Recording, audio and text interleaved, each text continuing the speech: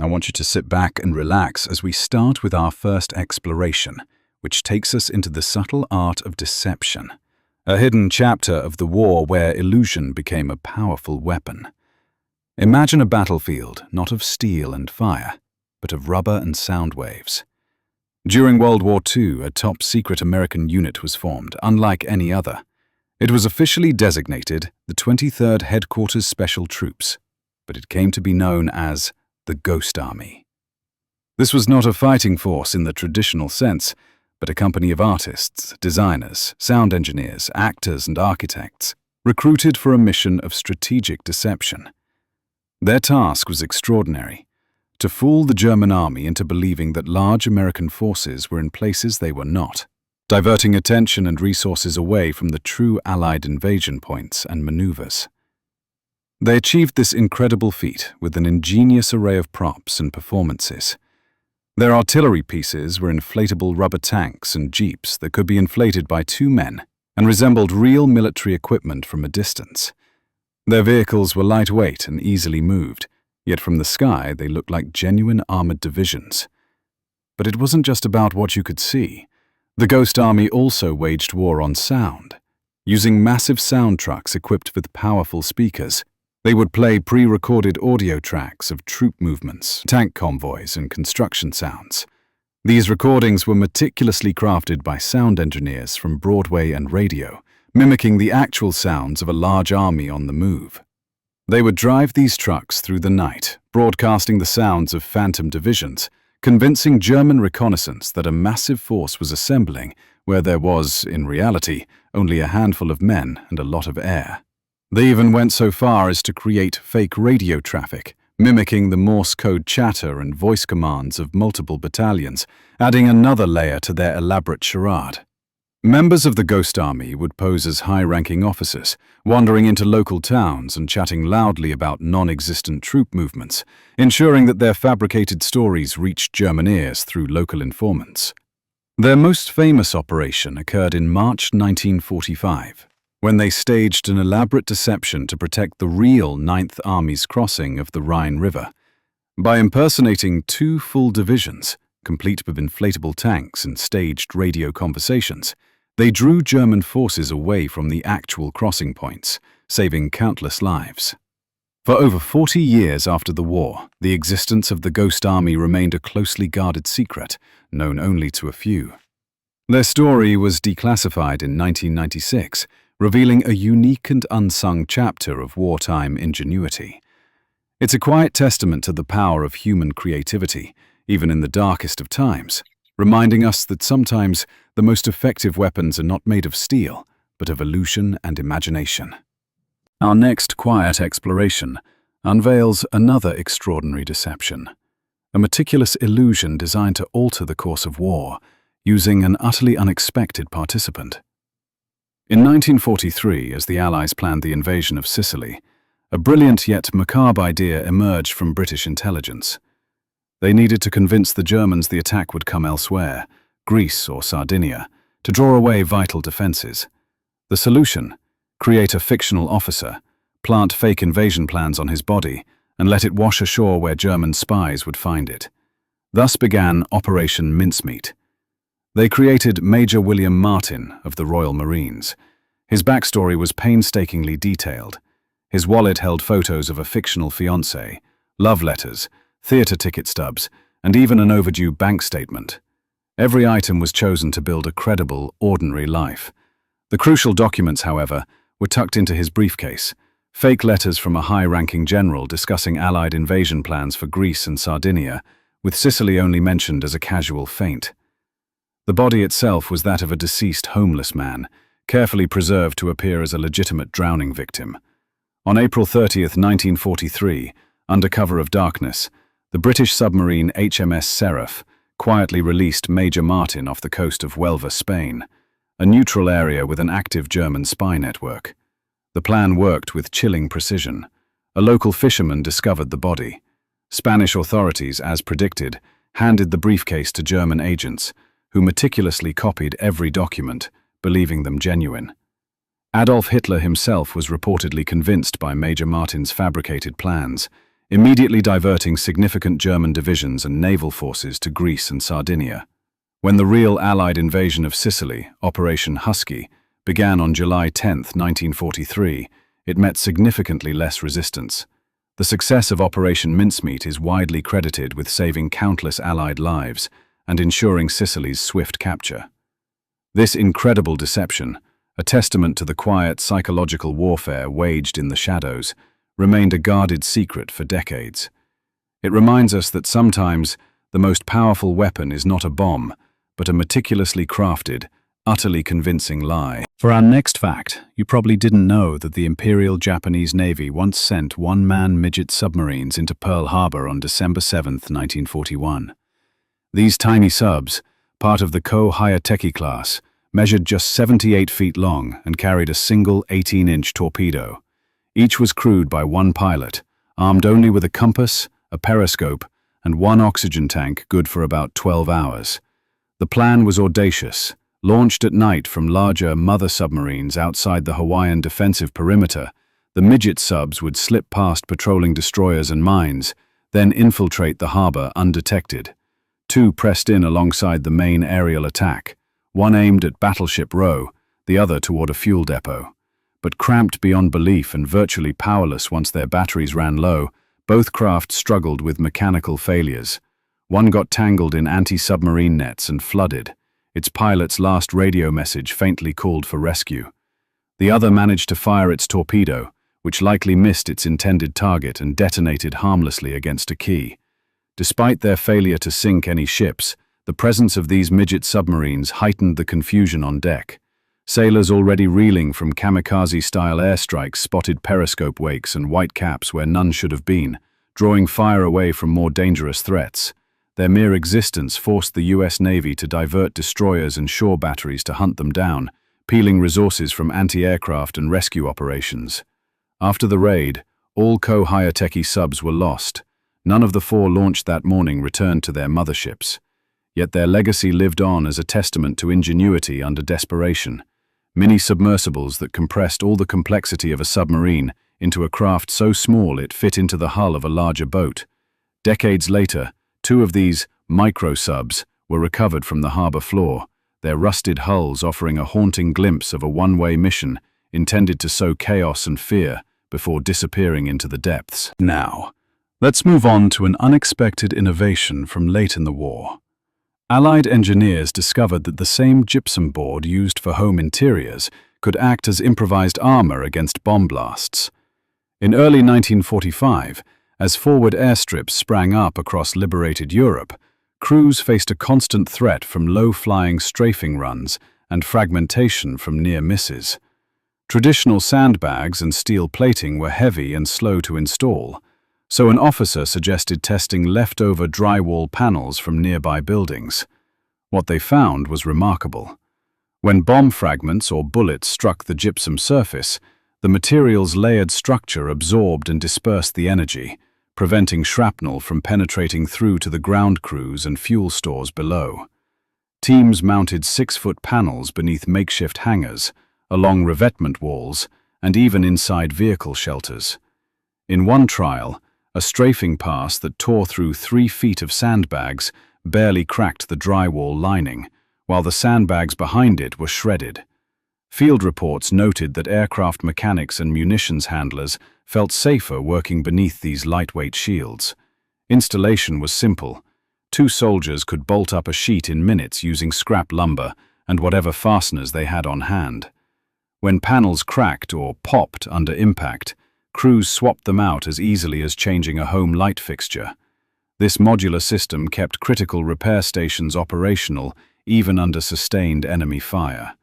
Beyond Europe, gypsum board armor saw use in the Pacific, where coral airstrips lacked natural cover. On Okinawa, runway teams fashioned temporary blast tunnels of overlapping panels to protect fuel trucks during kamikaze alerts.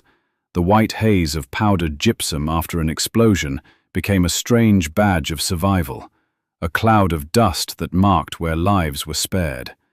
By war's end, this civilian-to-combat adaptation had saved countless personnel and resources, yet it remained largely unheralded. Museums today display a few surviving panels, still bearing the dents and fractures of their final missions. It's a testament to how, in the crucible of conflict, ingenuity often lies not in new inventions, but in finding extraordinary uses for the everyday. Next up, a clever camouflage tactic employed by German U-boat crews to vanish in plain sight.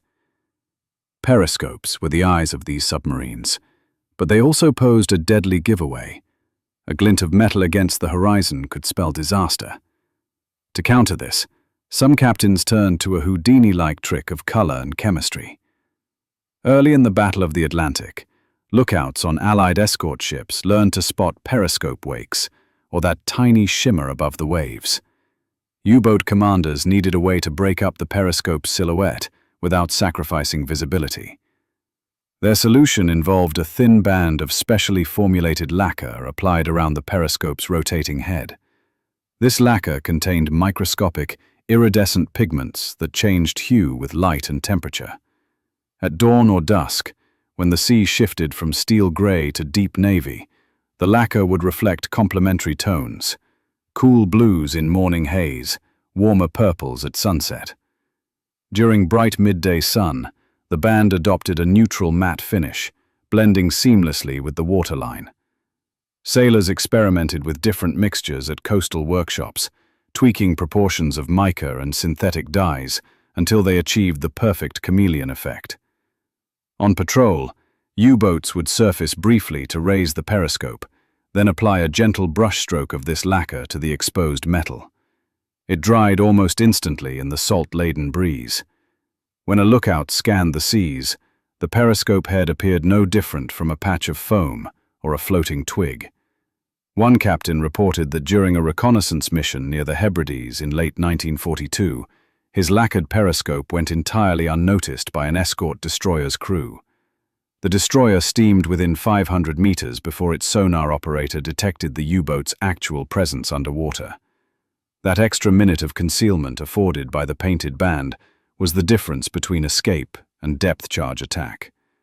The paint trick even earned its informal nickname among sailors: Ghost Ring. It wasn't standard issue. Only commanders with access to experimental marine labs received supplies. As resources tightened in 1944, many U-boat pens ran low on pigment, and crews had to ration their lacquer carefully, reserving it for high-risk patrols. After the war, Allied investigators recovered samples of the lacquer in coastal shipyards, marveling at its advanced composition, decades ahead of commercial camouflage coatings. Today, fragments of the original formula remain preserved in naval archives, a reminder that sometimes the subtlest innovations can tip the scales of stealth at sea. Moving on to under the moonlit canopy of an Oregon forest in late spring 1945, rangers stumbled upon something both baffling and unsettling: the charred remains of a small paper lantern, its metal frame warped by heat, tangled in the branches of a Douglas fir. Suspended among the needles was a ragged strip of paper, blackened at one end and covered in Japanese script. For weeks, similar lanterns appeared sporadically across the Pacific Northwest, drifting into trees or washing up on remote beaches, yet no one could explain their origin or purpose. It wasn't until military intelligence pieced together reports that the truth emerged. These weren't decorative lanterns at all, but remnants of the Empire of Japan's secret weapon, Fugo balloon bombs. Beginning in November 1944, Japanese engineers launched over 9,000 hydrogen-filled balloons from coastal sites, each carrying a payload of incendiary and anti-personnel devices.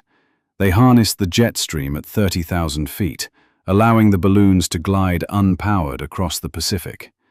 Their goal was simple yet insidious: spark massive forest fires in the United States, divert American resources from the front lines, and sow panic among civilians. What made Fugo bombs especially mysterious was their near-perfect silence and invisibility. Without engines or radio beacons, they were impossible to detect in flight. Crews tracked them only when they fell from the sky, sometimes hundreds of miles inland. The paper lantern frames were actually bomb casings, designed to break open at a preset altitude, releasing incendiaries to drift down on parachutes. The torn, blackened papers often bore hastily scrawled instructions or motivational messages urging American workers to abandon the war effort, though most fell unread in the wilderness. Tragedy struck in May 1945, when a pregnant Oregon woman and 5 children collecting wildflowers in the woods encountered one such Fugo bomb. Investigators later determined that the device, rigged with a shrapnel charge, detonated upon disturbance, killing all 6. It remains the only lethal attack on the U.S. mainland during World War II. By summer's end, incendiary attacks had caused only minor fires, damp spring weather preventing widespread blazes. The tangible threat, however, left an indelible mark on the American psyche. Balloon wreckage was shipped back to labs for analysis, revealing sophisticated altitude control mechanisms that wouldn't be matched in manned gliders for decades. Today, a handful of Fugo fragments survive in museum collections, rusted metal frames and singed papers that hint at a shadowy chapter of the war. Their silent drift across thousands of miles remains one of the most enigmatic attempts at intercontinental warfare ever conceived. Shifting our focus to the factories on the home front, here's a fact that reshaped wartime production in ways few ever noticed. In early 1943, as Allied bombers and fighter planes rolled off assembly lines around the clock, the women building them began reporting a strange new battle: failing eyesight and relentless headaches. Harsh overhead lights in cavernous plants made tiny rivets and wiring almost impossible to see, and the flicker of standard bulbs intensified eye strain after long shifts. To tackle this, engineers borrowed a page from optical science and installed yellow-tinted bulbs above critical workstations. The warmer hue wasn't chosen for comfort alone. It enhanced contrast on metal components, making seams and edges stand out against grey fuselage panels and dull engine parts. Under yellow light, shadows deepened and glare softened, transforming foggy weld lines into sharp, distinct outlines. Precision tasks that once required magnifying lenses or frequent breaks could now be performed with greater speed and accuracy. Within weeks of the retrofit, productivity metrics climbed noticeably. Staff records from a Massachusetts plant show assembly time per Norden bombsight housing dropping by nearly 12%, while error rates on intricate control cables fell by almost half. Women on the line reported fewer headaches and less eye fatigue, allowing double shifts to proceed with minimal downtime. 4 women noted that absenteeism due to vision problems dipped dramatically, freeing managers to reassign workers rather than scramble for replacements. The innovation proved so effective that military contractors rapidly adopted the yellow bulb system across munitions factories and shipyards. Even tool and die shops, where workers stamped steel components for Sherman tanks, saw similar benefits. In some British armament works, technicians later recalled that the tinted lighting felt almost like natural daylight, an unexpected morale boost amidst blackouts and air raid sirens. What makes this fact truly remarkable is how a simple change in lighting color yielded outsized gains at a time when every minute and every rivet counted. It wasn't a cutting-edge invention or top-secret device, but a humble bulb with a coating of yellow phosphor fitted into existing fixtures. Engineers sourced the bulbs from civilian suppliers, often repurposing batches intended for street lamps and public buildings, then tweaked the phosphor mix to optimize visibility in windowless workshops.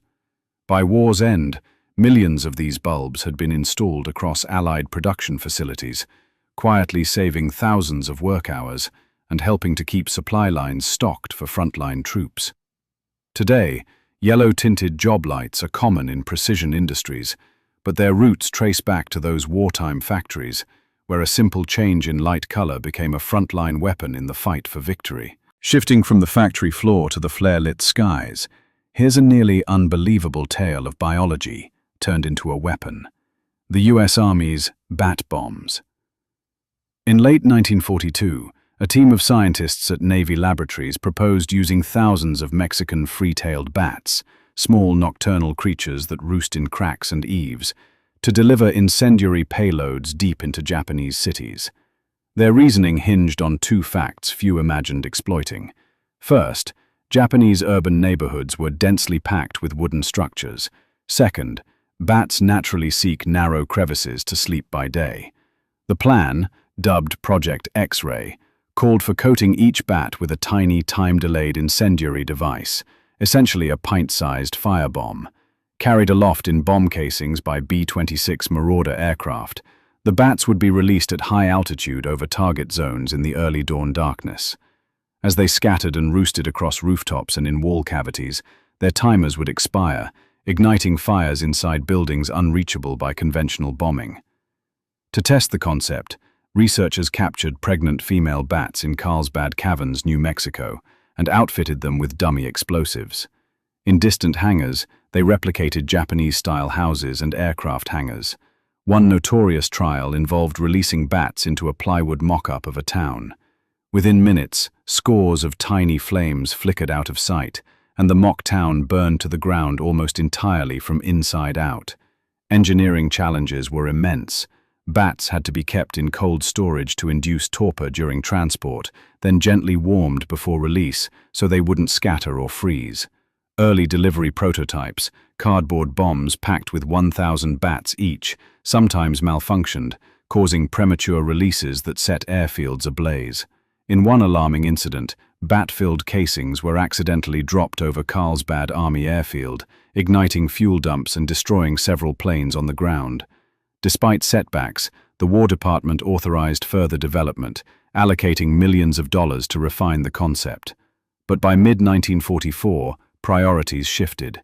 The complexity of bat handling, coupled with unpredictable flight patterns and emerging new weapons, led to Project X-ray's cancellation. Some historians argue that the advent of the atomic bomb made the bat bombs obsolete before they ever saw combat. Today, documentation on this program remains sketchy, hidden in declassified naval files and whispered about in specialized military histories. Yet the vision of winged mammals carrying tiny firebombs, creatures trained to ignite an enemy's own homes from within, stands as one of the most extraordinary and ethically complex experiments of World War II. Turning now to clandestine engineering, the Allies once planned to build aircraft carriers out of frozen water. And not just any ice, but a bizarre composite called pykrete. In 1943, British inventor Geoffrey Pike proposed Project Habakkuk, floating airstrips so enormous they couldn't be sunk by conventional submarines or torpedoes.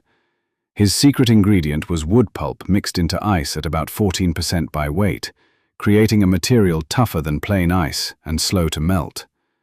Imagine a ship longer than 2 football fields, nearly 60 feet thick at the waterline, with runways on top for Spitfires and Avengers. Pykrete's fibrous structure gave it surprising strength. When frozen, it could withstand shell impacts without shattering, and its melting rate was slow enough to require only modest refrigeration to stay solid. Early tests involved casting hockey puck-sized blocks of pykrete, which refused to crack under sledgehammer blows, and scaling up to 30-foot dams built on frozen lakes in Canada. Engineers dreamed of tunneling refrigeration pipes through these vast ice hulls, using onboard diesel engines to pump chilled air and keep the ship's bulk frozen. With a cruising speed of around 6 knots, Habakkuk carriers could loiter in the mid-Atlantic, beyond the range of land-based fighter escort, offering continuous air cover against U-boats hunting Allied convoys. Yet the sheer scale of construction presented immense logistical hurdles. Estimates called for thousands of tons of wood pulp, access to fresh water in remote Arctic shipyards, and enough refrigeration capacity to prevent the hull from sagging under its own weight. By early 1944, as steel shortages eased and traditional escort carriers entered service, the urgency for Habakkuk faded. A full-scale prototype in Newfoundland never advanced beyond preliminary designs, and the project quietly wound down. Despite its cancellation, the pykrete concept endures as one of the war's most audacious engineering gambits, a frozen fortress that might have turned the tide in the Battle of the Atlantic, had it ever left the drawing board. Shifting to the invisible battlefield of electronics, here's how Allied forces turned an enemy's greatest advantage into a fatal vulnerability. Radar chaff, codenamed window. In mid-1943, German night fighters and anti-aircraft batteries relied on Freya and Würzburg radar to track incoming bombers over the North Sea. Their screens glowed with the precise echoes of Allied aircraft, guiding deadly volleys of flak and controlled interceptions. British scientists at the Telecommunications Research Establishment in Wiltshire realized that if they could blanket the sky with countless thin metal strips, those radar pulses would return a blizzard of false echoes, hiding real bombers within a wall of ghost targets. Each piece of window was cut from aluminium foil into narrow strips roughly 4 inches long, half the wavelength of the German radar signals, so that every fragment acted like a tiny reflector. Loaded into bundles, millions of these strips could be scattered behind or ahead of bomber streams, creating an echo-rich cloud dozens of miles wide. To the radar operator's surprise, Freya scopes filled with shifting blobs and Würzburg gun sights locked onto phantom formations rather than real aircraft. The technique debuted experimentally on the night of July 24-25, 1943, during Operation Gomorrah, the massive raid on Hamburg. Lancaster and Halifax crews carried canisters of window in their bomb bays, releasing them at precise intervals. Within minutes, German defenses reported radar screens melted by clutter. Searchlights danced aimlessly, night fighters circled in confusion, and flak batteries ceased accurate fire. Moving on to a story of astonishing personal courage. Polish cavalry officer Witold Pilecki volunteered to be imprisoned in Auschwitz to report on its horrors. In September 1940, Pilecki slipped past the camp gates amidst a transport of prisoners, trading his uniform for striped inmate garb and the number 4859 tattooed on his arm. Behind the barbed wire, he endured back-breaking labor and the constant threat of random executions, all to observe and document the Nazis' systematic brutality. By night, he mapped the camp's layout, identified key SS personnel and guard rotations, and smuggled out first-hand accounts hidden inside loaves of bread or sewn into boot soles.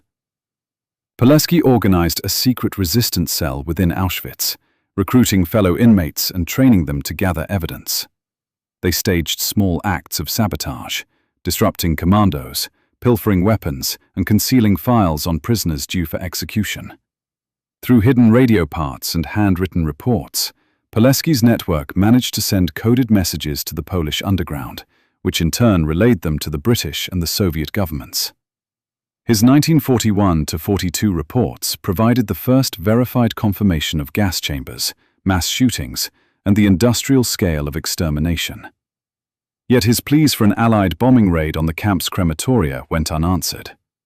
Meanwhile, Pilecki faced the daily terror of selection for the gas chambers, a fate that befell thousands of inmates each week. He narrowly escaped death more than once, intervening personally to save men he'd sworn to protect in his underground unit. After nearly 3 years undercover, Pilecki learned that his wife and son had been arrested in the Warsaw Ghetto uprising.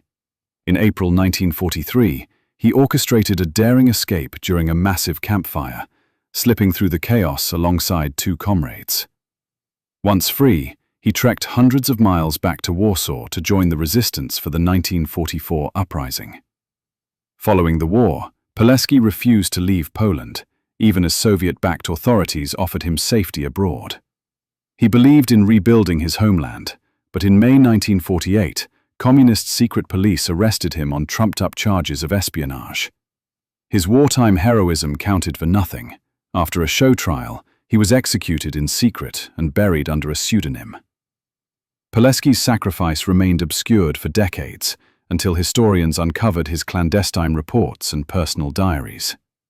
Today, his Auschwitz reports stand among the earliest and most comprehensive accounts of the Holocaust, and his life is commemorated in museums and memorials worldwide. His story shows how one person's deliberate immersion into evil can bring the truth to light, an extraordinary testament to courage under the darkest circumstances. Moving now to an individual whose journey defied every rule of engagement, Private Joseph Barely. Drafted into the 101st Airborne Division in 1942, Barely parachuted into Normandy on D-Day and was immediately captured by German forces. Refusing to resign himself to POW life, he escaped a transit camp, only to be recaptured weeks later. Rather than stay behind barbed wire, he joined a group of Polish forced laborers building fortifications on the Eastern Front. When the Red Army liberated the region in early 1945, Barely didn't head straight home. Instead, he volunteered to serve with the very unit that had freed him, the 6th Guards Tank Brigade. Clad in Soviet supplies and armed with an SMG, he fought alongside Russian tank crews through Prussia and into Germany itself. His dual service is almost unbelievable. The only American known to have officially fought for both US and Soviet forces in World War II. During one clash near Königsberg, Barely's tank was hit and he was wounded, yet he refused evacuation until enemy resistance collapsed. His bravery earned him the Soviet Order of the Patriotic War, First Class, an honor nearly unheard of for a foreign volunteer. After the war, communication breakdowns left his family believing he was dead. Barely spent months recuperating in Soviet hospitals and even assisted in interrogating captured German officers fluent in Russian, leveraging his unique position as an American who spoke both the language and the mindset. It wasn't until late 1945 that a Red Army officer discovered a photograph of Barely's unit patch and contacted US authorities to confirm his identity. Reunited with his wife and daughter in Michigan, Barely carried scars, both physical and emotional, from battlefields on 2 fronts. He later testified before Congress about the need for better inter-Allied liaison and was awarded a Bronze Star for valor during the Normandy airdrop. Yet he remained humble, insisting that every soldier did his part, no matter which uniform he wore. Decades passed before his story fully emerged in Allied archives. Today, descendants of his Soviet comrades still honor him as Ivan the American, and Barely himself kept a set of Russian medals in his home alongside his US awards. His grave in Michigan bears both Old Glory and the Soviet hammer and sickle ribbon, a singular tribute to a man who bridged 2 great armies in the fight against tyranny. Continuing our journey through the hidden corners of World War II innovation, consider this extraordinary experiment in animal intelligence and precision bombing. Project Pigeon, later renamed Project Orcon, Organic Control. In 1943, psychologist B.F. Skinner proposed that pigeons, already used as message carriers, could be trained to guide bombs to their targets. Each bird was placed inside a small cockpit-like compartment at the nose of a glide bomb. A simple periscope-like viewfinder allowed the pigeon to see its target image painted on the inside of the bomb's front window. If the target, say a battleship funnel or a factory smokestack, slipped out of the pigeon's view, the bird pecked at it. That pecking controlled the bomb's flight surfaces, adjusting its course much like a human pilot would. To teach the pigeons, Skinner built miniature movie projector screens that displayed thousands of images of ship funnels. Hungry for their regular food reward, the pigeons pecked tirelessly at the correct shape even when distracted by decoy patterns. Within weeks, they achieved targeting accuracy that rivaled, even surpassed, the precision of the most advanced unpowered bomb sight available to the US Army Air Forces. In live glide tests over water-filled ranges, bombs guided by 3 pigeons working in concert hit within a 25-foot radius of floating targets. Because the birds were housed in a pressurized and climate-controlled module, they remained calm during bomb release and descent, focusing on their task without panic. Despite promising results, Project Orcon faced insurmountable hurdles. Military brass balked at entrusting expensive munitions to feathered bombardiers. What if enemy fire injured the pigeons mid-flight? What if a bird drifted off course? And as electronic guidance systems like the more reliable LORAN and radio-controlled bombs improved, the notion of pigeon-piloted ordnance began to feel quaint. By late 1944, funding for Project Orcon was withdrawn, and the bomb modules were mothballed. Yet Skinner's work endured as a remarkable proof of concept for organic machine interfaces, the idea of animals or humans directly pecking at control panels to guide complex devices. Although its time in World War II fade-out was abrupt, Project Pigeon remains one of the most imaginative and improbable, mechanical marvels ever conceived under wartime pressure. Shifting to Britain's fog-bound airfields, consider FIDO, the Fog Investigation and Dispersal Operation, a system that literally burned away low clouds to guide bombers home. On bitter winter nights and damp spring mornings, dense fog could blanket East Anglian airstrips for days, forcing returning RAF crews to ditch in fields or risk crashing into unseen hedgerows. To solve this, engineers devised FIDO, two parallel pipelines, each stretching the length of the runway, fed high-octane petrol under pressure. When visibility dropped below a few yards, ground crews opened valves and ignited the fuel, creating roaring lines of flame on either side of the landing path. Picture a damaged Lancaster, wounded by flak and low on fuel, approaching in pea-soup mist. Below, the control hut operator turns a wheel. With a thunderous whoosh, the pipes erupt in fiery pillars, some reaching 30 feet high. The heat generates powerful updrafts that lift and disperse the moisture-laden air, carving a corridor of clear sky through the banked fog. Pilots, trained to aim between the flickering walls of fire, could visually follow the glowing aisle down to the runway surface. Between 1943 and 1945, 15 RAF stations installed FIDO. Operational reports credit the system with saving over 2,500 aircrew from forced landings or crashes. At RAF Carnaby, average diversion rates plunged from 15% of incoming bombers to under 2% after FIDO's debut. Even battered, mud-spattered Lancasters and Halifaxes found reliable visual cues in the furnace-like glow, touching down safely despite damaged landing gear or wounded navigators. FIDO's fuel consumption was staggering, up to 100,000 gallons of petrol in a single night's operation, equivalent to fueling dozens of fighters. Yet the cost was deemed acceptable. Each trained crewman and multi-ton bomber represented years of investment. Maintenance teams worked around the clock to replace corroded pipe sections scorched by constant heat, and fire crews stood by to protect nearby hangars from stray embers. Beyond its immediate impact, FIDO influenced post-war research into meteorological control. Studies of boundary layer heating informed early runway de-icing methods and experiments in fog dispersal using heated air or chemical agents. The core principle, actively manipulating local atmospheric conditions, would resurface in airport engineering and even climate control proposals decades later. FIDO stands as a testament to wartime ingenuity. When nature conspired against survival, engineers answered with spectacular improvisation. By turning soggy runways into literal lines of fire, they transformed one of war's deadliest hazards, blinding fog, into a guiding beacon, ensuring that exhausted airmen could find their way home through the gloom.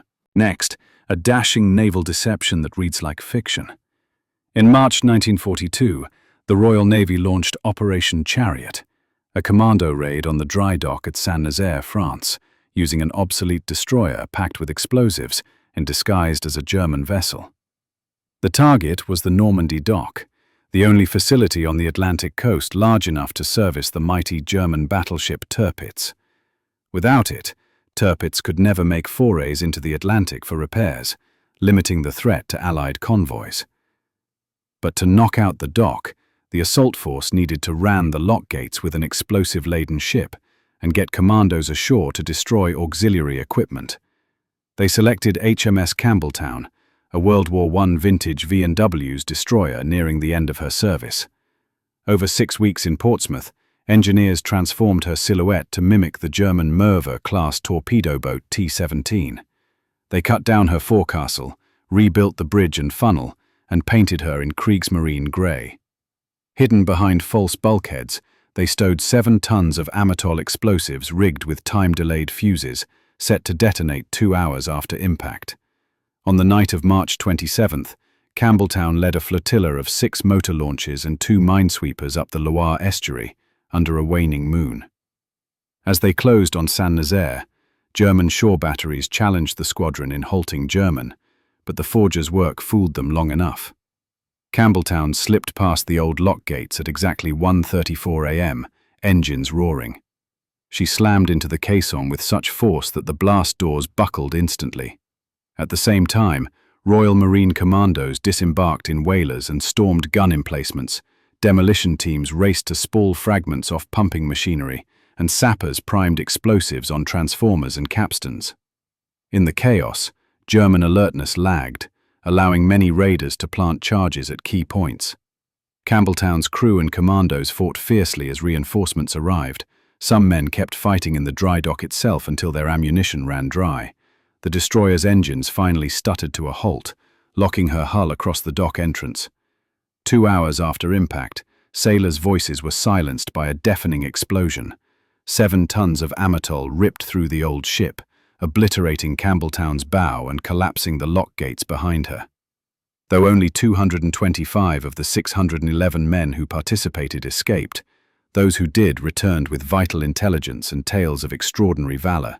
The Normandy dock remained out of commission for the rest of the war, forcing any Axis capital ship needing major repairs to return to home ports via the perilous Gibraltar route. Operation Chariot's audacity, a disguised destroyer become a massive torpedo, storming a fortress-like dry dock, stands as one of World War II's most cinematic raids. It combined naval engineering, forgery, and raw courage to achieve a strategic triumph, neutralizing the Kriegsmarine's biggest repair yard in one spectacular stroke. Moving on to one of the most audacious logistical feats of the war, the Pluto Pipeline, short for Pipeline Under the Ocean. In June 1944, as Allied forces stormed Normandy's beaches, maintaining fuel supplies for advancing armored divisions became a monumental challenge. Towed fuel barges and tankers were easy targets for U-boats and mines, so engineers conceived a far bolder plan: run hundreds of miles of flexible pipe across the English Channel, directly from southern England to the French coast. 2 types of pipeline were developed. The first, codenamed Hace, consisted of a lead core surrounded by layers of steel tape and insulation, then covered in protective jute. The second, called Hamel, used a steel pipe with welded joints and served as a backbone to support the lighter Hace lines. Both designs were spooled onto massive drums, nicknamed conundrums for their puzzling shape. 30 feet in diameter, 12 feet wide, and weighing over 250 tons when fully loaded. Shortly after D-Day, tugboats and modified cable-laying ships towed the conundrums across the channel at night. Once offshore, crews carefully unspooled the pipes onto the seafloor, following pre-surveyed routes that avoided known minefields and undersea hazards. At the French end, portable pumping stations, hidden in camouflaged farm buildings, boosted the flow so that by late July, the first fuel trickled ashore at Arromanches, just 15 miles from the front lines. At peak capacity, 2 parallel Pluto lines could deliver nearly 1 million gallons of petrol per day, enough to keep hundreds of tanks and thousands of vehicles moving.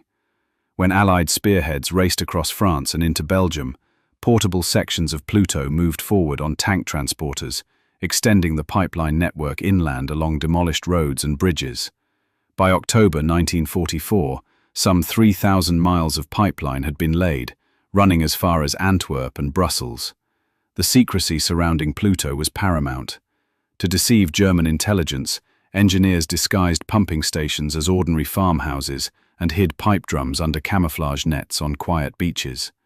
Axis reconnaissance flights over southern England reported nothing more than innocuous cable-laying exercises. Even within Allied headquarters, only a handful of officers knew the full extent of the operation. Today, fragments of Pluto still lie buried beneath Normandy's fields, and the massive conundrums survive in maritime museums. Pluto wasn't perfect. Leaks and breakages required constant repair, but it transformed the Allied advance by freeing commanders from the constraints of tanker convoys. More than a marvel of engineering, the undersea pipeline stands as proof that, in war, victory often depends on the invisible veins of supply rather than the thunder of guns alone. Next, an unsettling plan crafted in secret by British scientists in 1942. Operation Vegetarian. Facing resource shortages and seeking ways to undermine Germany's food supply, the War Office commissioned a biological weapon targeting cattle, and, by extension, the civilian population. Under this scheme, researchers at the Ministry of Agriculture devised linseed cakes laced with Bacillus anthracis spores, the bacterium that causes anthrax. Each pellet resembled common cattle feed, making it unlikely to arouse suspicion among farmhands. The idea was to drop millions of these cakes from RAF bombers over grazing fields in northern Germany and occupied France. Cattle would eat the tainted feed, contract anthrax, and die. Contaminated carcasses would then spread spores through butcheries and rendering plants, infecting more animals and humans alike. In preparation, the government built the world's first large-scale anthrax production facility at Porton Down. Scientists perfected a drying process to protect the spores during aerial delivery, ensuring they remained viable upon impact. Test runs dropped uninfected linseed cakes over Welsh pastures. Farmers later found the pellets harmless and puzzled by their sudden appearance in fields. By mid-1944, production of anthrax-laced cakes was in full swing, and stockpiles numbered in the millions. Plans called for raids timed with calm weather to maximize dispersion, followed by conventional bombing to hamper cleanup efforts. Military advisors estimated that a single sortie over the Ruhr Valley could kill tens of thousands of cattle, crippling Germany's meat and dairy supply during a critical phase of the war. Yet Operation Vegetarian never reached its grim conclusion. The D-Day landings in June 1944 shifted Allied priorities toward conventional operations, and concerns mounted over the uncontrollable nature of biological agents. Scientists warned that spores could drift back toward Allied lines or persist in European pastures for years, posing risks to friendly civilians and livestock. By late 1944, the plan was quietly shelved, and the linseed cakes, still sealed in crates, were incinerated. Had it been executed, Operation Vegetarian would stand as one of history's largest attempted biological attacks. Its cancellation marked a rare moment when ethical and practical considerations overrode wartime expediency. Today, declassified files on the operation serve as a chilling reminder of how far nations were willing to go, and an early warning of the global stakes inherent in biological warfare. Continuing our exploration of unconventional weapons, here's a plan so bizarre it reads like a dark fable. British operatives experimented with explosive rats designed to sabotage German boiler rooms. In 1942, the Special Operations Executive needed a way to cripple power stations, factories, and U-boat pens without obvious Allied fingerprints. Agents noticed that rodents were a constant nuisance in coal bunkers and furnace rooms. Rats slipped in through cracks, gnawing on wires and hiding among coal piles. What if those rats carried more than germs? Engineers devised a ghastly solution. They collected dozens of rat carcasses, gutted and hollowed out each body cavity, and filled it with a small block of plastic explosive connected to a timed detonator. The rat's fur and limbs were then repositioned to conceal any trace of tampering. At a glance, each rat bomb looked identical to the unfortunate creature it once was. These explosive rats were packed into coal sacks or coal delivery crates and shipped via double-agent couriers to targets across occupied Europe. The idea was simple. Facility workers shoveling coal would toss a rat into the incinerator, unknowingly feeding fuel and a bomb into the furnace. After a short delay, the detonator would trigger, causing a violent explosion inside the boiler or feeder pipes. Such a blast could cripple turbines, burst steam lines, or collapse brickwork, shutting down power for days or weeks. In one demonstration at an abandoned power plant in England, an explosive rat successfully demolished a section of boiler tube when incinerated under controlled conditions. Reports noted that the blast's damage radius far exceeded what conventional charges of the same weight could achieve when placed externally. Steam pressure built up inside the closed vessel amplified the effect. Despite promising test results, the War Office ultimately shelved the program. Intelligence suggested that some rat-filled explosives had already been intercepted by German counter-sabotage units, who were on alert for unusual cadaver deliveries. There were also moral qualms about weaponizing animal remains in such a grotesque fashion. By late 1943, focus shifted to more reliable methods: saboteur teams, acoustic mines, and airborne raids. Allied planners destroyed the remaining stockpiles of explosive rats, and the project faded into obscurity. Yet file cabinets uncovered decades later confirmed that hundreds of rat bombs were manufactured and ready for deployment. Today, museums preserve a handful of these devices under glass, small, fur-covered relics of a time when the boundaries between biology and ordnance blurred in the name of victory. Following those tales of ingenuity, here's a more somber example of wartime desperation: the Soviet anti-tank dogs program. During the German invasion of 1941, Red Army engineers faced a shortage of effective anti-armor weapons. In a desperate bid to bolster defenses, they turned to an unlikely recruit: man's best friend. Labradors and German Shepherds were trained at special canine schools to carry satchels of explosives beneath their bellies. Trainers taught the dogs to associate tanks with food. Every time a tank passed, crates of fresh rations awaited nearby. Once conditioned, each dog wore a canvas harness holding a 40 to 50-pound TNT charge fitted with an electric detonator. Handlers placed them near captured German armor for live-fire drills. When the dog ran underneath, a concealed operator would trigger the explosion. Success in training, however, didn't always translate to the chaos of battle. On the bitter winter night of December 29, 1942, during the defense of Stalingrad, anti-tank dog units were deployed for the first time in combat. A pack of dogs was released toward a German Tiger II tank column. Under improvised battlefield conditions, snow, smoke, shouting infantry, the dogs panicked. Many bolted back toward the Soviet lines, where terrified soldiers, unaware of what the harnesses contained, shot them on sight. A few reached enemy armor. One dog managed to blow up an obsolete Panzer III, while others wandered aimlessly until their charges detonated harmlessly. Psychological factors compounded technical failures. Under gunfire and explosions, the animals often froze or fled, unable to distinguish friend from foe. Handlers discovered that when fatigued or injured, dogs would not obey commands, and the detonators frequently malfunctioned in sub-zero temperatures. By early 1943, after dozens of costly and tragic deployments, the program was officially halted. Despite its failure, the anti-tank dog project highlights how extreme circumstances spurred radical solutions. Thousands of dogs were enlisted, trained in humane conditions, then sent to the front with no clear way to distinguish targets in combat. Survivors of those early campaigns recalled bitter conflict between gratitude for any edge against the Wehrmacht and guilt over sacrificing loyal animals in a cruel experiment. Few records survived the chaos, but post-war archives reveal the scale. More than 5,000 dogs passed through training schools in Moscow and Kazan, yet only a handful ever approached enemy tanks under fire. In the end, the Soviets reverted to more reliable anti-tank rifles, mines, and artillery.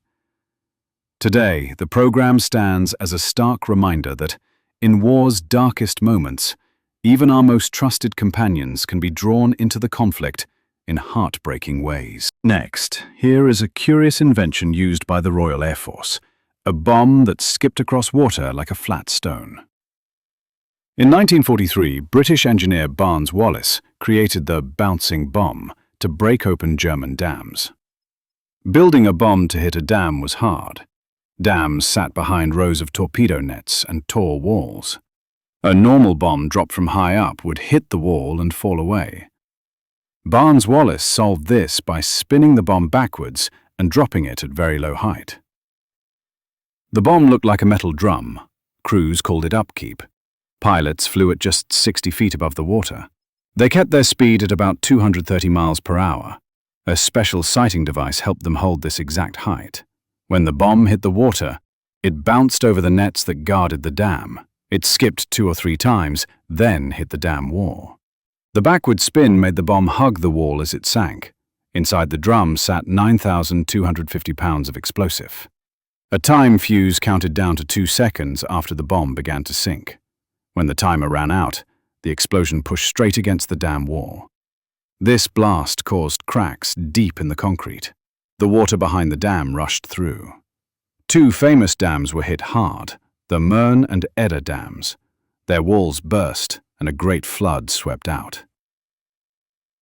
On the night of May 16, 1943, 19 Lancaster bombers of 617 Squadron flew from England to Germany. They called themselves the Dam Busters. Each plane carried 1 bouncing bomb. They flew in pairs, signaling each other with flicks of their landing lights. Despite heavy flak and searchlights, they reached the targets in darkness. 8 bombs broke open the Mearn Dam. 1 breached the Edda Dam. The flood washed away power stations and factories in the Ruhr Valley. Out of 133 aircrew on that raid, 8 died and 50 were taken prisoner. The rest flew home. After the raid, the Dam Busters became legends. Their skill and courage inspired many. The bouncing bomb remained secret until after the war. Today, project plans and models are shown in museums. Engineers still study Barnes-Wallis's work as an example of creative problem-solving under pressure. Moving on to another jaw-dropping invention, meet the Great Panjandrum. In 1943, British engineers faced a tough problem: how to break through heavy beach defenses before troops landed. Concrete walls, barbed wire, and steel barricades often stood just behind the shore, ready to stop tanks and soldiers. An unusual idea emerged: a massive rocket-powered wheel that would roll across the sand, smash the obstacles, and detonate right against the enemy's line. They started with 2 giant steel drums, each about 10 feet wide, and joined end to end to form 1 colossal cylinder. Around the rims of both wheels they fixed 40, and later even more, solid fuel rockets. Inside the drums they packed 10 tons of high explosive. The plan was to fire all the rockets at once, launching the Panjandrum from a landing craft onto the beach. As it roared forward, its spinning wheels and roaring rockets would flatten wire and blast through bunkers. Early test runs took place on a secret range in Wales. The first Panjandrum shot off its guide rails and plunged into the sea. On another try, one side's rockets burned faster, causing it to spin crazily and crash into a huddle of concrete blocks. Engineers added steering rockets and a long guidance cable, but control remained elusive. During one unforgettable trial, the Panjandrum broke free from its cable, quit the test track, and careened over the beach, smashing through wooden sheds and coming to rest only when its rockets burned out. Observers painted stripes on the wheels to watch its movement, and they lined the shore with sandbags for safety, but nothing could keep it steady. The sheer power of dozens of rockets firing at once made the machine lurch in random directions. Each tweak, adding more rockets, adjusting their angle, lengthening the guide cable, led to new chaos. Even Winston Churchill, intrigued by the idea, could not convince the engineers to make it reliable. By mid-1944, after more than a dozen wild trials, the project was quietly abandoned. The Great Panjandrum never saw action in Normandy or any other beach landing. Yet film footage of its out-of-control runs survived, showing a roaring wheel zigzagging across the sand in a shower of sparks. Decades later, those clips became a favorite in military museums and documentaries. The Panjandrum stands as proof that, in wartime, people will try nearly anything to solve a problem. Though it never worked as planned, its story reminds us how creativity and desperation can combine to produce inventions that are as unpredictable as they are bold. Now let's look at a surprise raid on a German radar station in France. In early 1942, the Germans built a very strong radar site at Bruneval on the coast of Normandy. This radar could find Allied planes over the English Channel. The British needed to learn how it worked so they could jam it or build better radar of their own. British planners chose a small group of paratroopers and Royal Navy sailors for a secret mission. The plan was to land in the dark, grab parts of the radar and sail back across the channel before the enemy knew what happened. On the night of February 27, 1942, 120 men flew in 3 planes. They jumped out over the beach near WWII. When their boots hit the sand, they were quiet as mice. They ran across fields, avoiding German patrols. In minutes, they reached the radar compound, surrounded by barbed wire and guard towers. The paratroopers split into 2 teams. One team crept up close and used wire cutters to snip through the fences. The other team rushed the radar building. When the alarm sounded, they moved fast. They found the big radar antenna and the fragile electronics inside. The engineers removed the most important parts: circuit boards, switches, and valves, while the soldiers kept watch for guards. All that heavy gear had to go somewhere. The sailors waited on a nearby beach in 2 landing craft. As soon as the paratroopers had the radar parts, they raced across the sand dunes to the boats. Machine gun fire chased them, but the sailors used lights and smoke pots to guide the small craft in close to shore. By 4:30 in the morning, all men and radar parts were on board. The boats pulled away under covering fire from Royal Navy destroyers. They sped back across the cold water to England. The German gunners on shore had no idea what had happened until they saw empty radar towers at dawn. Once safe in England, British scientists studied the captured parts. They learned how the German radar worked and designed new jamming devices. This helped Allied bombers fly with less risk of being spotted. The WWII raid also showed how careful planning and quick action could bring home key enemy secrets. Today you can visit a museum in nearby Le Havre that honors this daring raid.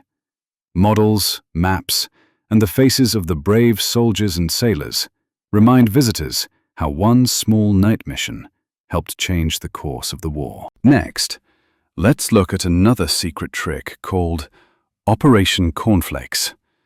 In early 1945, the Allies wanted to get messages inside Germany without using radios. They hit on a clever idea.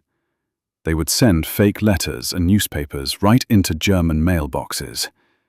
Here's how it worked. Allied planes flew over Germany at night. They dropped bags full of mail near German train tracks. Each bag looked like it came from the German post office. Inside were letters, newspapers, and leaflets with anti-Nazi information. The key was the mail trains. German soldiers loaded mail bags onto special trains called Reichspost trains. Each train carried sacks of mail from town to town. If a mail bag fell off the train by accident, postal workers picked it up and put it back on board. They did not check every letter. Allied flyers watched for these mail trains. They timed small bombing runs to damage the tracks just enough so that a few mail bags would fall off. Then, as the train slowed, crews swooped low and dropped dozens of fake mail bags onto the ground. When postal workers saw mail bags in the ditch, they gathered them up and sent them on their way, just like real mail. Inside each fake mail bag were letters and pages from a propaganda newspaper called Die Neue Zeitung. The paper looked quite normal. It even had official stamps that matched the stamps on real mail. Many German families read the paper without ever knowing it was from the Allies. The letters carried simple messages. They warned of hard times ahead. They warned that the Nazi leaders were losing. They said that some German soldiers had already turned away from fighting. The letters were written in neat handwriting and signed with common German names. They looked like letters from friends or relatives. As a result, German families sometimes read harmful news right from their own mailboxes. They did not suspect that the Allies had made the letters or dropped them from planes. The trick worked because everyone trusted their own mail system. By spring 1945, Operation Cornflakes helped spread doubt about Nazi success. It also showed that fighting a war is not just about guns and tanks. Ideas and words can be powerful weapons too. This secret stayed hidden for many years. German records did not mention it. Allied pilots did not talk about it. After the war, historians found out how the fake mailbags were made and dropped. Today, museums display some of the bogus stamps and letters. They remind us that in war, sometimes a quiet message can be just as strong as a loud explosion. Switching theaters to the Eastern Front, here's the story of the Night Witches, a squadron of Soviet women who flew daring bombing missions in rickety biplanes. In late 1941, as the German army pressed deep into Soviet territory, Colonel Marina Ruskova convinced Stalin to form female aircrews. By October 1942, the 588th Night Bomber Regiment was born, made up entirely of women pilots, navigators, and ground staff. They flew Polikarpov PO-2 biplanes, wooden, fabric-covered planes originally designed for crop dusting, which could climb slowly and fly at only about 60 miles per hour. Their planes were called sewing machines by the Germans because of the sound their engines made. But the Night Witches used that slow speed to their advantage. Flying at low altitude, they cut their engines when they neared enemy targets. In silence, their planes glided over German camps and supply depots. Then they restarted the engine, dropped 2 or 3 100-pound bombs, and slipped away before anti-aircraft gunners could find them.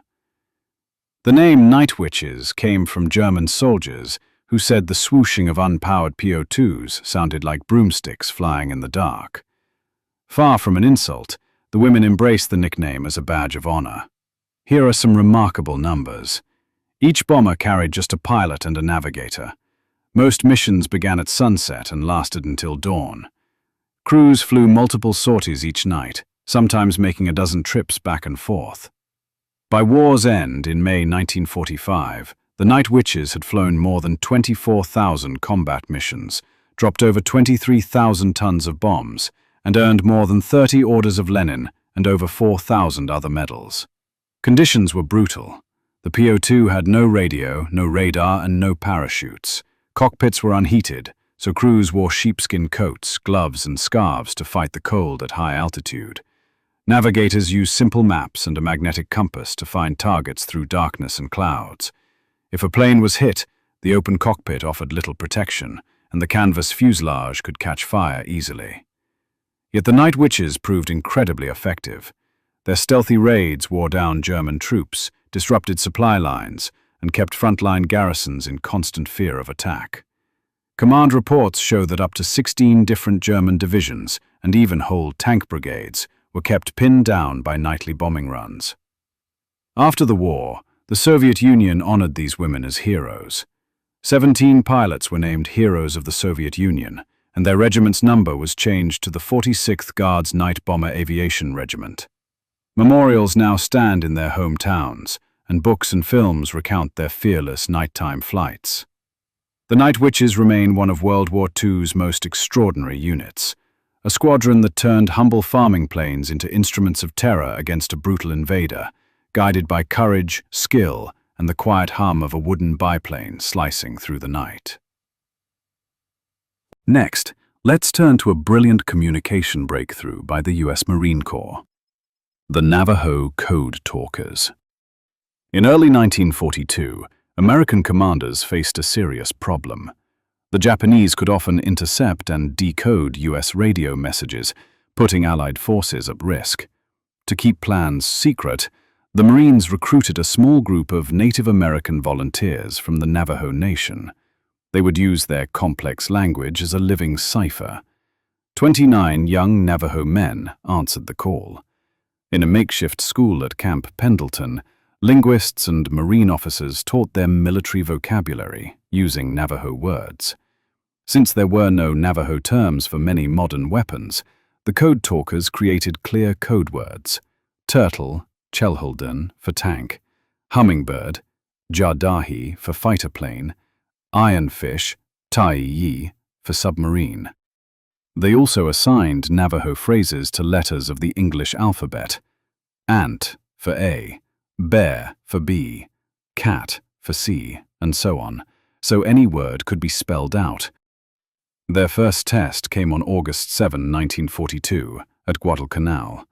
During a nighttime amphibious landing, two code talkers sent and received dozens of vital messages.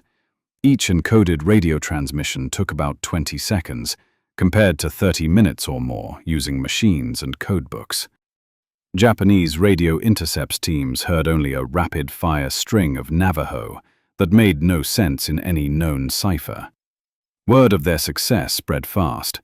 Code talker teams, each with 2 to 4 Navajo Marines, joined nearly every major Pacific campaign: Tarawa, Saipan, Iwo Jima, Okinawa. In the heat of battle, they relayed position reports, artillery adjustments, and supply requests with lightning speed and perfect security. One code team at Iwo Jima transmitted over 800 messages in under 2 days, all without a single error or breach. By war's end, more than 400 Navajo men had served as code talkers. The code remained unbroken by Japanese cryptographers throughout the conflict.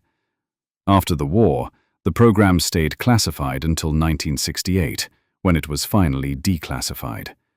Many code talkers returned to quiet lives, their vital contribution unknown to friends and neighbors for decades. In 2001, Congress honored the original 29 Navajo code talkers with the Congressional Gold Medal, and the Navajo Code Program received the Congressional Silver Medal for the additional participants. Today, their story is taught in schools and displayed in museums, reminding us how the complexity of a human language and the courage of its speakers became one of World War II's most secure and effective weapons. Shifting the spotlight to an extraordinary individual, meet Nancy Wake, the White Mouse of the French Resistance. Born in 1912 in New Zealand and raised in Australia, Nancy moved to Europe in her early 20s. By 1938, she was working as a journalist in Paris when World War II broke out.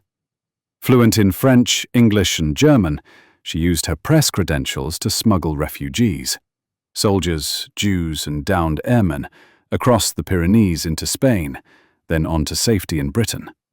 As German occupation tightened, Nancy joined Britain's Special Operations Executive, SOE. In countryside chateaux and village cafes, she organized sabotage cells, trained guerrilla fighters, and coordinated the distribution of Allied weapons and supplies. She bribed and persuaded guards, slipped past checkpoints in elegant evening gowns, and once drove a car at high speed through German roadblocks, guns firing, simply because turning back wasn't an option. Nancy's most famous exploits came in the months leading to D-Day. With German troops massing in Normandy, local resistance groups needed to sever rail lines and communications to slow enemy reinforcements. Nancy parachuted into central France with a radio operator and 2 containers of arms and explosives. Over the next 6 months, she led more than 7,000 fighters in over 100 missions, destroying locomotives, ambushing convoys, cutting power lines, and mining roads. Her daring earned her the nickname La Souris Blanche, the White Mouse, after a Gestapo poster described her as the most wanted person in France and offered a 5 million franc reward for her capture. Yet despite countless close calls, she once survived an ambush with 5 bullet wounds. Nancy eluded the Gestapo, using underground safe houses and the ever-shifting cover of French woodland. By war's end, she had helped derail more than 25 trains, destroyed dozens of German vehicles, and saved countless lives. Her medals included Britain's George Medal, France's Médaille de la Résistance and Légion d'honneur, and the United States Medal of Freedom. After 1945, Nancy returned to journalism before briefly working as a bodyguard for a Saudi prince. She later resettled in England, living quietly until her death in 2011 at age 98. For decades, her story lay in dusty archives. Only in recent years have biographies and documentaries celebrated the courage of a woman who fought Nazis, not from behind a desk, but shoulder to shoulder with partisans, proving that one determined person can turn the tide of history in the shadows of occupied Europe. Shifting our story to the skies over the Balkans, Here's an incredible rescue you may not have heard of. Operation Halyard, the secret mission that saved more than 500 downed Allied airmen behind enemy lines, with not a single casualty during evacuation. In August 1944, heavy Allied bombing raids over Romania and Yugoslavia sent hundreds of American and British crews parachuting into rugged, enemy-held mountains. Isolated and low on supplies, these flyers faced capture by German patrols, or worse. But local Serbian Chetnik villagers, led by patriotic Corps Commander General Draza Mihailovic, had a plan. Build a hidden airstrip, feed and shelter the airmen, and then fly them home under cover of night. First, Chetnik engineers scouted a broad plateau near the village of Pranjani. Under cover of forest, they cleared trees, leveled stones, and laid down improvised runways using flattened logs and packed earth. They carved paths through dense woods for supplies and installed watchposts to warn of German patrols. Neighbors quietly supplied blankets, medical aid, and fresh milk, risking brutal reprisals if discovered. Meanwhile, escaped airmen organized into work groups. Mechanics repaired old radios, hiding parts scavenged from crashed planes to maintain contact with Allied command in Italy. Pilots and navigators mapped the runway approach by moonlight, using lanterns and hand-painted landing strips laid out in grass. By late August, the hidden airfield was ready. At dusk on August 10th, a B-24 Liberator slipped low across the border, guided by coded radio signals from the camp. Its wheels touched down with a soft thud on the improvised strip. In minutes, villagers helped the first 46 airmen scramble aboard. The plane's crew taxied back into the darkness and rose into the starry sky, headed for Bari, Italy. Over the next 3 weeks, under strict blackout conditions, more than a dozen flights brought out 513 airmen without a single loss. Engineers reinforced the runway after rain, and lookouts stayed alert for German troop movements. On several nights, enemy patrols passed within yards of the camp, but the villagers' discipline and the air crew's silence kept the operation secret. After the final evacuation, on September 28, 1944, German forces overran the area, smashing nearby villages. Yet, Operation Halyard's bravery and coordination had already written an astonishing chapter in Allied history, a joint effort of American airmen and Serbian partisans that rescued hundreds and honored the bonds of solidarity in wartime. Today, memorials in Serbia and the United States commemorate this daring mission, proof that courage and cooperation can conquer even the most dangerous odds. Shifting from daring raids to the vital task of keeping armies moving, here's the story of the Red Ball Express. After D-Day in June 1944, Allied forces raced east across France. But every tank, truck, and gun needed fuel, ammunition, and food. Roads were damaged from battles, and railways weren't yet repaired. To solve this, General Patton approved a non-stop truck convoy system called the Red Ball Express. Red Ball was railroad slang for high-priority shipments. On August 25, 1944, 2 days after Paris was liberated, the first Red Ball trucks rolled out of the French port of Cherbourg. Painted bright red on their bumpers and hoods so military police could spot them easily, more than 6,000 2.5-ton deuce-and-a-half trucks formed 2 one-way routes. One route carried supplies forward, the other brought empty trucks back. Drivers drove day and night, covering up to 400 miles in 2 days. Because there weren't enough white drivers available, about 75% of the Red Ball convoy's 22,000 drivers were African-American soldiers. They worked 18-hour shifts in sweltering summer heat, driving dusty, dangerous roads under threat of German artillery. Mechanics followed right behind to keep broken-down trucks moving. Military police blocked off civilian traffic on these priority routes and built makeshift stops for refueling and rest. At its peak in September 1944, the Red Ball Express delivered nearly 12,500 tons of supplies every day, enough fuel for 20,000 vehicles and enough food for hundreds of thousands of troops. Without this lifeline, Allied spearheads could have ground to a halt on the muddy country roads. The system lasted until late November, when rail lines were finally repaired and the front lines moved beyond the convoy's reach. In its 75-day run, the Red Ball Express trucks logged more than 500 million ton-miles of cargo, driving around the clock with only brief rest stops.